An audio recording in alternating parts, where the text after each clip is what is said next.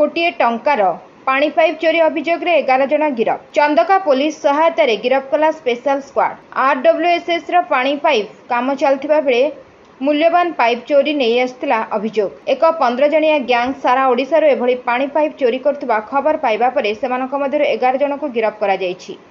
चोरी करबा परे अभियुक्त माने फर्जी डॉक्यूमेंट और चालान तैयारी करी रायपुर भिलाई को ए सबु सप्लाय करथले। सेठारे पहुंचबा परे पाइप गुडी को तरलाई मोटा अंकर टंका रोजगार करथले अभियुक्त। एही गैंग रो मुख्य अभियुक्त चंदका अंचल सुधीर बेहरा को काबू करबा परे पुलिस पूरा गैंग संपर्क रे खबर पाइतला। रोचक कथा हेउछि गत किछि दिन तळे चर्चारे थिबा टुंगुरु भोळ एही केस रे अन्यतम अभियुक्त बोली सूचना दैछन्ति भुवनेश्वर डीसीपी। रायगड़ा, खोर्धा, कटक और गंजाम रे मध्य एमानक नाँ रे अनेक केस रहिछि।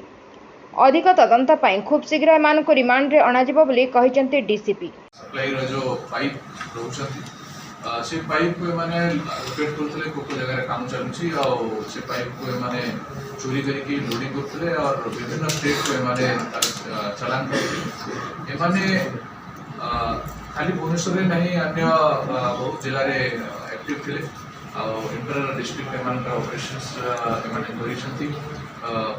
पाइप चोरी करके तार फॉर्ज डॉक्यूमेंट एमाने तैयारी करथले, तार चालान तैयारी करथले और जो कोनसी भी ट्रक ओडिशा को आसुथिला ट्रांसपोर्ट पे से ट्रक रे लोड करके एमाने अन्य स्टेट को एमाने चालान करथले। एमानकर जो भी चोरा पाइप अछि सब रायपुर, भिलाई अन्य जगह रे जाउथला जोटी की मेल्टिंग काम हुए और जिते भी पाइप चोरी होथला से सब पाइप के माने से जो मेल्टिंग करथि से सब स्क्रैप डीलर्स को आगे ट्रांसपोर्ट करथि आ भलो पैसा एमाने अर्जन करथले।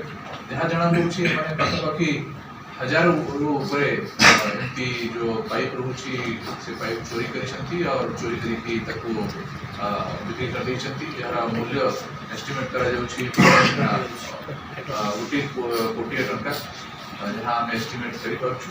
ये गैंग रे 15 ऊर्ध्व लोक अछंती। ए सुना आमे 11 बासिंदा अछि और यही सब जगह रे आइडेंटिफाई करथला को जगह रे एमती पाइप काम चलुछि और राति समय रे जो जगह सुविधा अच्छी चोरी कर आइडेंटिफाई कला परे ये ट्रांसपोर्टर्स ठीक करुला लोकों को डाकुला लेबर ठीक करुला और तार गैंग मेंबर्स को ऑर्गेनाइज कर ये सब चोरी एक्टिविटी मैंने चलाई थे।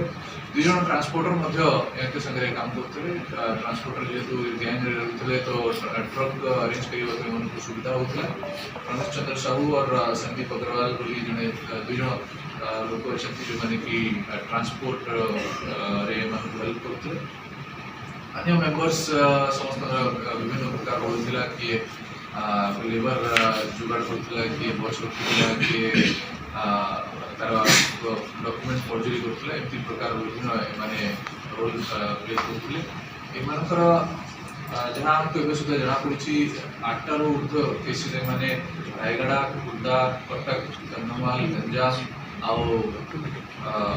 भुवनेश्वर डिस्ट्रिक्ट करिसंती। भुवनेश्वर चंदका पुलिस स्टेशन रे एमान को ऊपर रिसेंट केस हितला आगु मध्ये माने खंडगिरी रे घटना करथिले जो कि एमान रे गवर्नमेंट जना पड़ी।